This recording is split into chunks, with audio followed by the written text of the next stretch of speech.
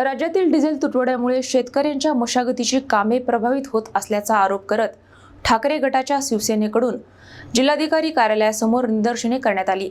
शेतकऱ्यांना तातडीने डिझेल उपलब्ध करून द्यावे अशी मागणी आंदोलनकर्त्यांनी केली आहे। राज्यासह विविध भागात डिझेल उपलब्धतेचा प्रश्न गंभीर बनत असल्याच्या पार्श्वभूमीवर ठाकरे गटाच्या शिवसेनेकडून सरकार विरोधात आंदोलन करण्यात आले। खरीप हंगाम तोंडावर असताना शेतकऱ्यांना शेती मशागतीसाठी आवश्यक डिझेल मिळवण्यात अडचण येत असल्याचा आरोप करत जिल्हाधिकारी कार्यालयासमोर जोरदार निदर्शने करण्यात आली। या आंदोलनाचे नेतृत्व जयश्री शेळके यांनी केले। यावेळी कार्यकर्त्यांनी घोषणाबाजी करत शेतकऱ्यांच्या प्रश्नाकडे तातडीने लक्ष देण्याची मागणी केली।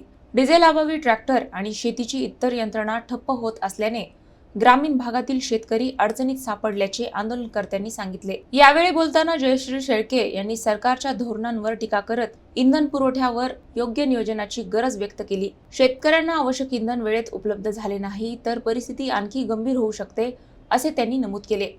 दरम्यान आंदोलनकर्त्यांनी शेतकऱ्यांना तातडीने डिझेल उपलब्ध करून देण्याची मागणी प्रशासनाकडे केली आहे।